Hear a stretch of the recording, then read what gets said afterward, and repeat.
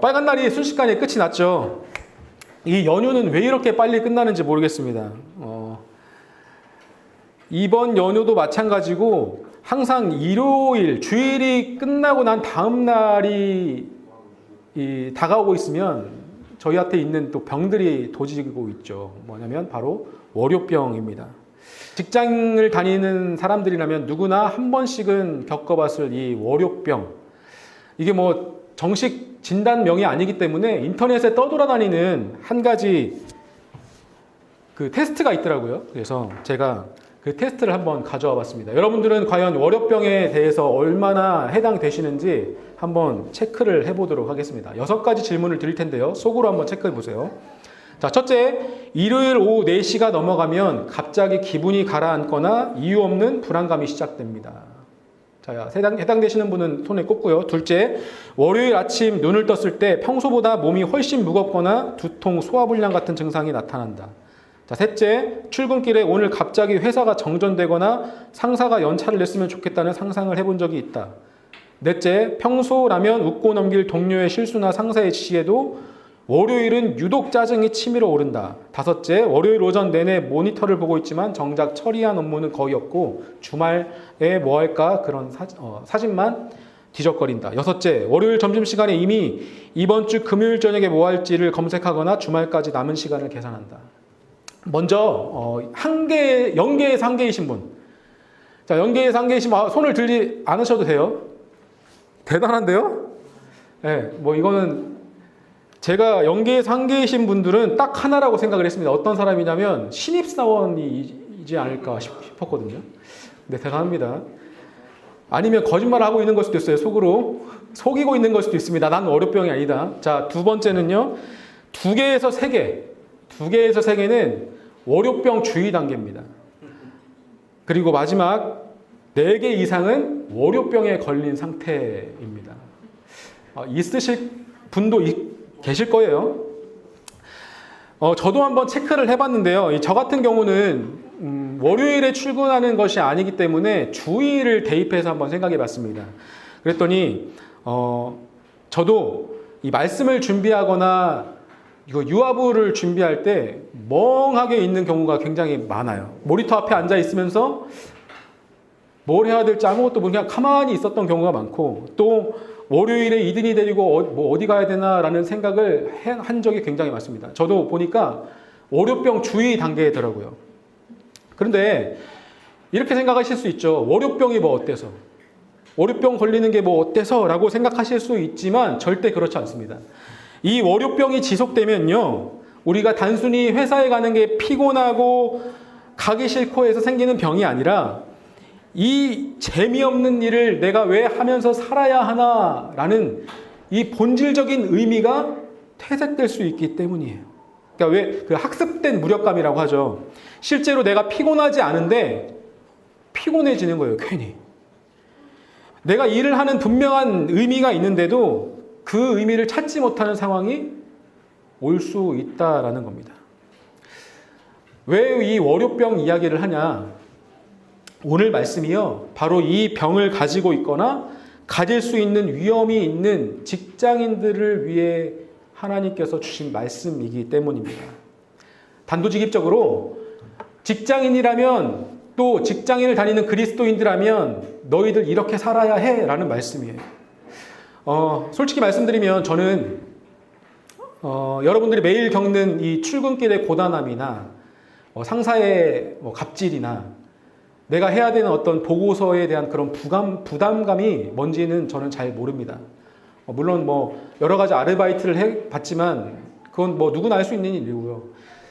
저는 일평생 교회에서만 일했기 때문에 이 현대인들의 직장인의 고단함에 대해서는 잘 알지 못합니다. 그래서 제 경험이 아니라 2000년 전 하나님께서 하신 말씀을 통해서 여러분들에게 몇 가지 권면을 드리려고 합니다. 그 직장인들, 이 2000년 전에 있던 이 직장인들은요, 바로 오늘 말씀에 나온 종들입니다. 오늘 우리가 함께 읽은 말씀은 골로새서 말씀입니다. 이 골로새서 말씀을 읽다 보면요, 굉장히 부담스럽고 거북한 말씀들이 있거든요. 그게 뭐냐면 예를 들어 이런 겁니다. 아내들아 남편에게 순종해라. 벌써 비웃음이 나오죠. 자녀들아, 부모에게 무조건 복종해라. 시온이 비웃죠. 이런 말씀들이 있는 게 이 바로 골로새서 말씀들이에요. 굉장히 거북하고 요즘 현대인들이 듣기에 굉장히 힘든 말씀들이 있는데요. 그 중에 오늘의 직장인들에게 더욱더 거부감이 드는 말씀은 바로 오늘 말씀이 아닐까 싶습니다. 오늘 말씀은 이 말씀이죠. 함께 읽어보겠습니다. 종들아, 모든 일에 육신의 상전들에게 순종하되 사람을 기쁘게 하는 자와 같이 눈가림만 하지 말고 오직 주를 두려워하여 성실한 마음으로 하라. 여러분, 이 말씀이 직장인들과 무슨 연관이 있을까 싶죠. 이 말씀을 제대로 이해하기 위해서는요, 먼저 당시 이 종이라고 기록된 사람들에 대해서 제대로 알 필요가 있어요. 우리가 종이라고 하면 보통 어떤 사람을 생각합니까? 노예 생각하시죠, 노예. 그리고 우리가 노예라고 생각하면 흔히 이런 관념이 있어요. 그 1800년대에 미국에 있었던 흑인 노예들. 그런 노예가 그냥 일반적으로 그려집니다. 하지만 2000년 전 당시 이 로마 통치 시기의 종과 노예는요, 이와 같은 것이 아니었어요. 학계에서 정설로 여겨지는 통계가 있는데요. 이 당시 로마시에는 100만 명의 인구가 살았다고 합니다. 그런데 이 100만 명의 인구 중에 30에서 35만 명의 인구가 다 종이었대요. 자, 그러니까 30%예요, 비율로 따지면. 우리가 길을 가다가 마주치는 3, 4명 중에 1명이 이 당시에 다 종이었다라는 겁니다. 보통 종은 자신의 주인들을 위해서 일을 합니다. 주인이 아프면 고쳐주는 일을 하고요. 주인의 자녀들을 가르치는 일을 하고요. 또 주인의 가정 가운데 있는 어떤 경제적인 부분들을 기록하는 일들을 합니다.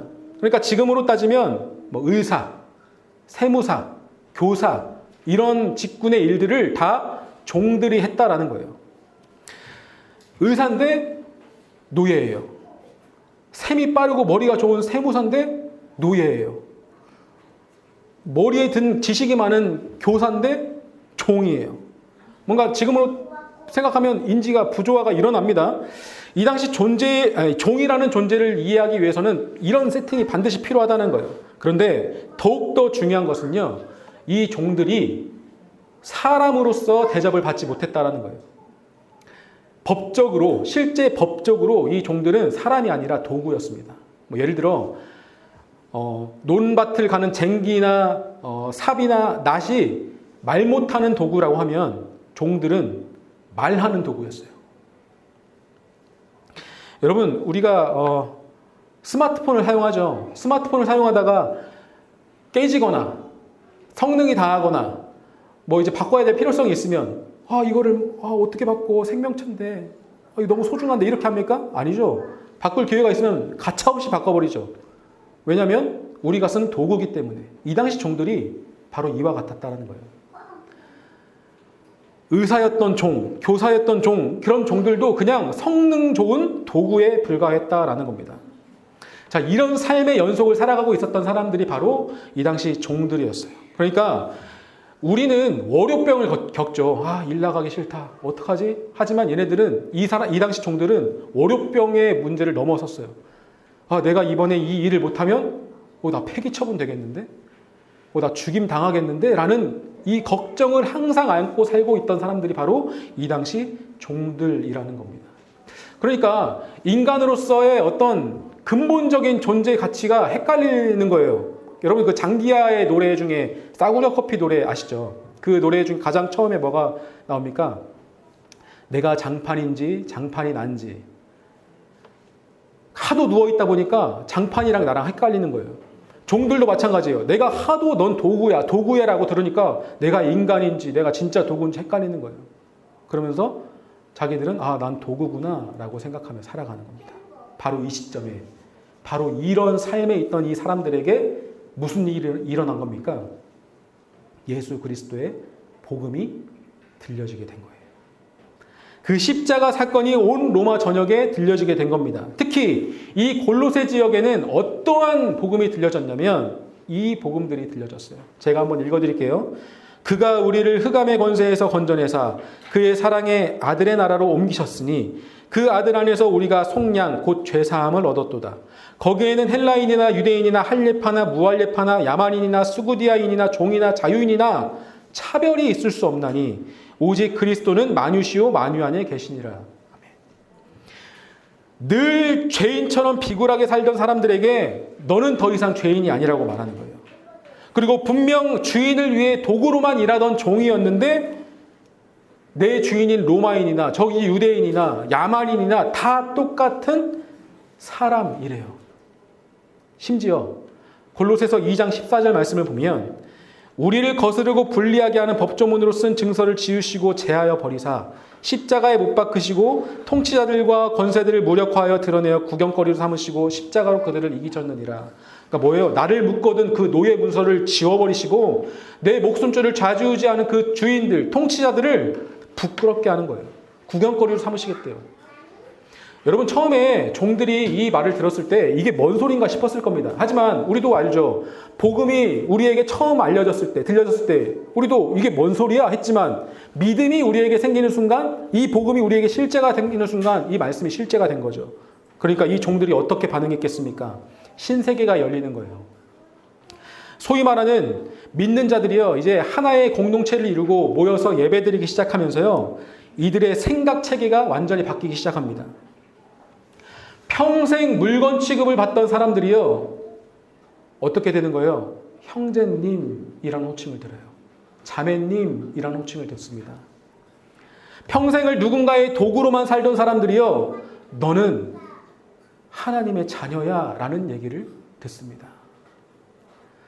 여러분 그때 이들이 느꼈던 이 해방감 상상할 수 있겠습니까? 조금 더 상상해 보면 이런 상황도 있었을 겁니다. 노예가 먼저 복음을 믿고 그 공동체 안에 속해졌습니다. 그런데 훗날 다른 동네에 있는 주인이 복음을 듣고 믿게 된 경우, 그럼 그 공동체 안에서 종과 주인이 함께 있는데 이 주인은 종에게 이제 이 말씀을 들어야 돼요. 종에게 이 말씀을 가르침 받아야 돼요. 그리고 종과 주인이 함께 형제님이라고 부르게 되는 상황이 있었을 겁니다.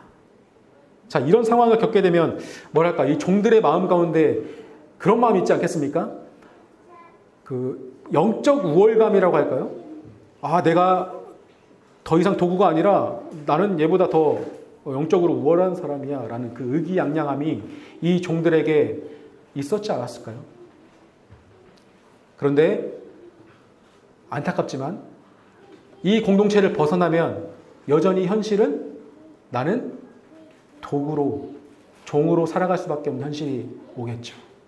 그러니까 이들이 어떤 생각을 하겠습니까? 아니, 내 아버지가 하늘의 아버지신데, 내가 하나님을 내가 아버지로 모시는 분인데 내가 어떻게 이곳에서 계속 도구 취급을 받아야 돼? 하면서 그런 생각들이 이 가운데 들었을까 안 들었을까 생각해보면 분명 들었을 것 같아요. 그래서 생긴 문제가 바로 자신에게 맡겨진 이 종의 업무를 대충 하기 시작했다는 겁니다. 그런데 아까 말씀드렸죠. 이 종이 자기의 일을 대충 하거나 잘 못하면 어떻게 되는 거예요? 폐기 처분되는 거죠. 그러니까 이 종들이 머리를 씁니다. 어떻게 머리를 쓰냐? 이렇게 머리를 씁니다. 모든 일에 육신의 상전에게 순종하되 사람을 기쁘게 하는 자와 같이 눈가림만 하지 말고. 야, 이 눈가림이라는 것은 주인이 볼 때는 열심히 하는 척 하다가요, 주인이 고개를 돌리는 순간 일을 놔버리는 거예요. 이제 곧 예수님 다시 오실 텐데 내가 여기서 이렇게 일하고 있는 것이 무슨 의미가 있어? 내가 이 주인의 가계부를 정리하는 것이 무슨 의미가 있어? 하면서 이 일들을 눈가림하며 대충 하기 시작하는 겁니다. 여러분 아까 말씀드렸죠? 이 로마 사회 안에서 종들이 차지하던 비율 30에서 35%입니다. 3-4명 중에 1명은 무조건 종이었어요. 사실상 이 사회를 움직이는 이 구성원들이 그리스도인이 되면서 일을 대충 하기 시작하는 거예요. 그러니까 이 사회가 어떻게 되는 겁니까? 잘 돌아가지 않는 일이 생기겠죠. 여러분 주인들이 이 종들의 태만을 몰랐겠습니까? 갑자기 바뀐 이 태도를 몰랐겠어요? 알았겠죠. 저 종놈이 왜 갑자기 저렇게 일을 하지? 얘를 죽여? 말어? 라는 이 와중에 이 주인들이 파악을 하게 되는 겁니다. 얘네들이 언제 바뀌었는지, 갑자기 얘네들의 태도가 바뀐 시점이 언제인지 파악을 하게 되는데, 그 시점이 언제예요? 예수를 믿고 난 뒤에.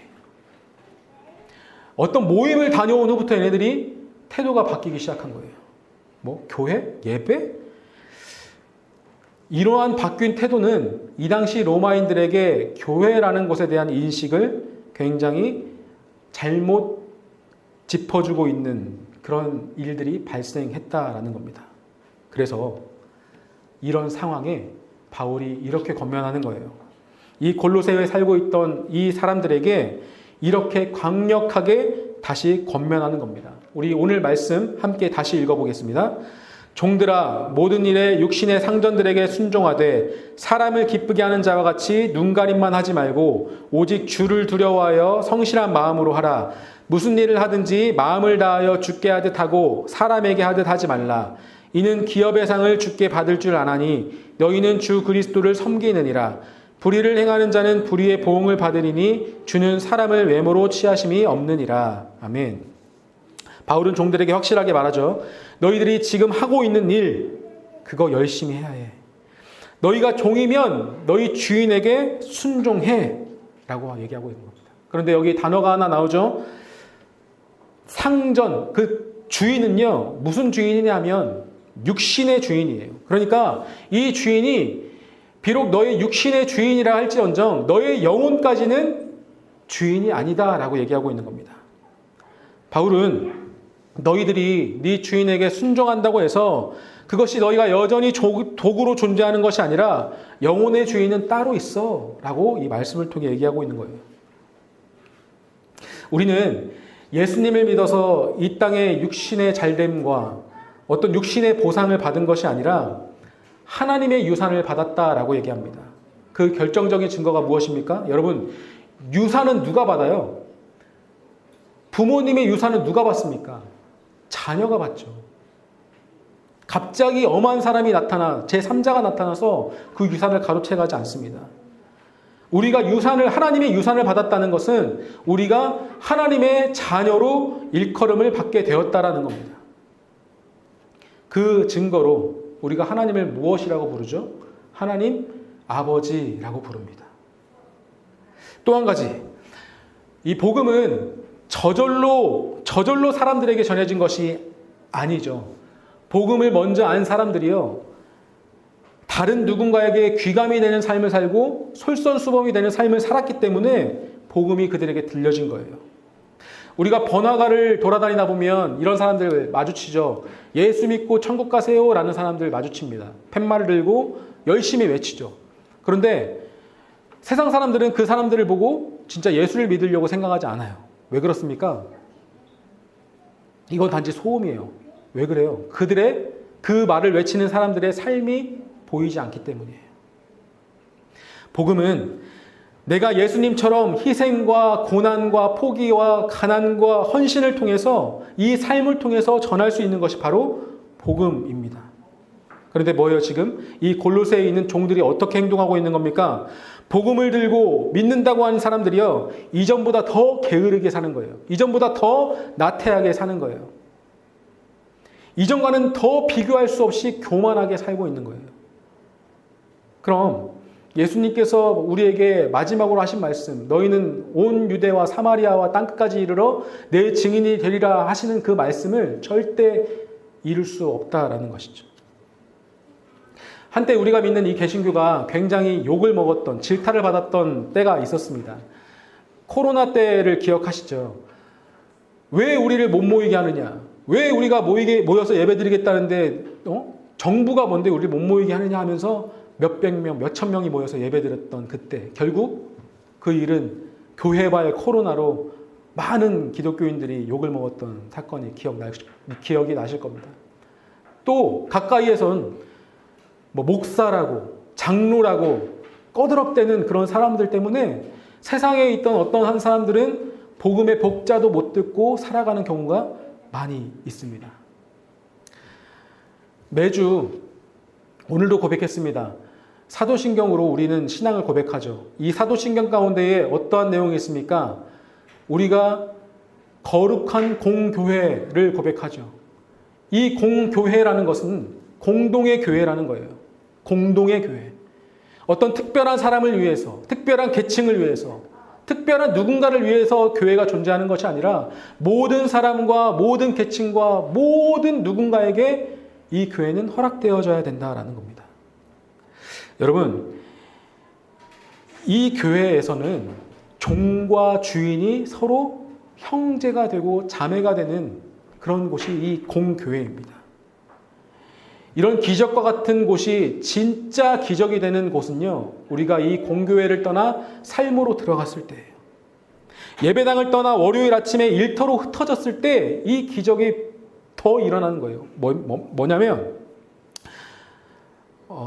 복음을 들은 종들이요, 정작 주인집에 가서는 맡은 일도 대충 하고 눈가림하면서 농땡이 피우며 깨부리며 일을 한다고 생각해 봅시다. 그럼 이 모습을 본 주인은 어떤 생각을 했을까요? 아, 얘가 교회 갔다 오더니 무책임해졌구나.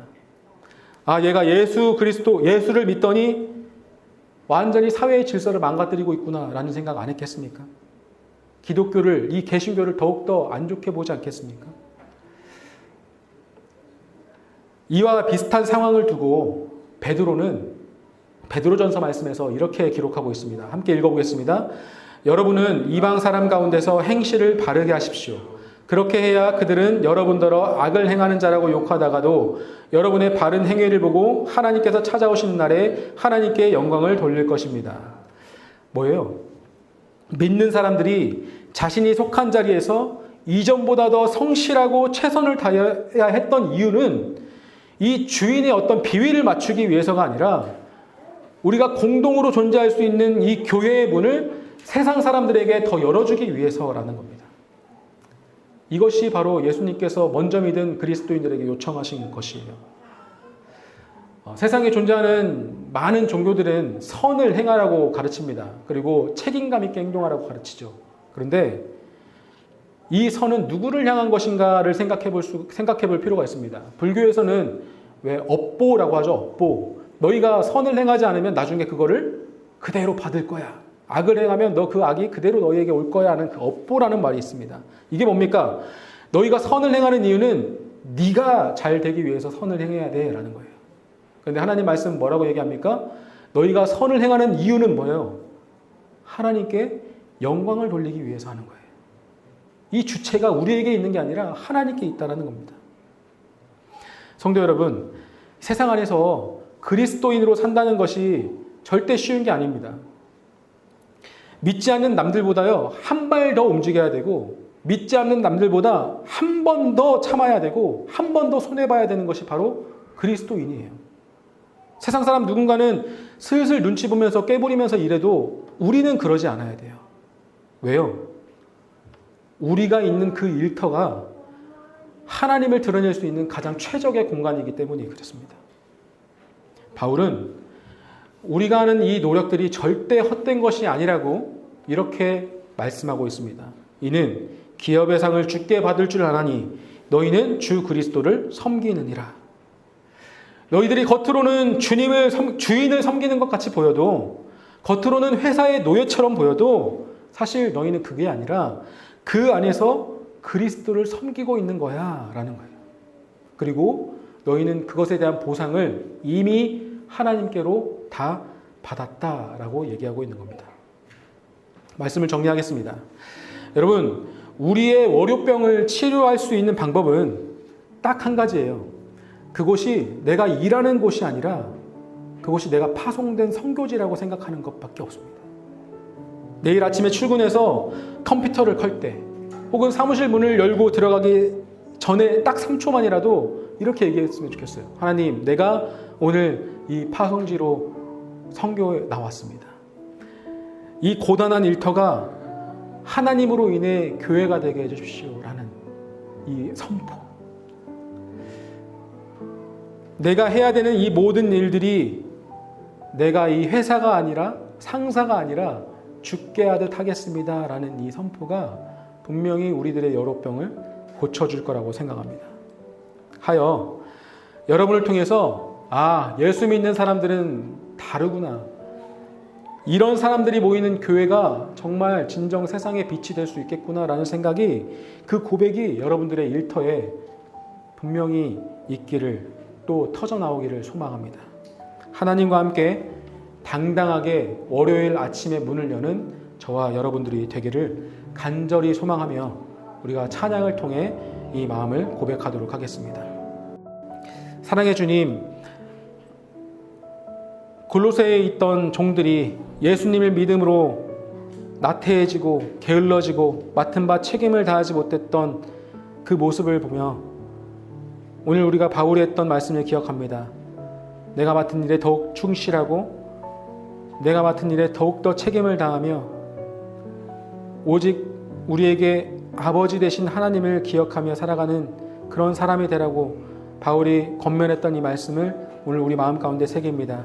우리의 월요일의 일상이 시작될 때에 그 모든 순간순간들마다 하나님께서 주인 되어주시고, 또 내가 돈을 버는 일터가 아니라 내 생계를 위해서, 그것을 꾸려가기 위해서 바득바득 나가는 그런 일터가 아니라 내가 파송된 곳, 내가 하나님을 드러낼 수 있는 곳, 내가 하나님의 마음을, 또 하나님의 모습을, 하나님의 사랑을 드러낼 수 있는 귀한 선교지라는 마음을 가지고 우리가 월요일 아침을 맞이할 수 있도록 주님 그 믿음을, 또 그 마음을 우리에게 허락하여 주시옵소서. 매 순간순간마다 우리와 동행하실 주님께 감사드리며 사랑하는 우리 주 예수 그리스도 이름으로 기도합니다.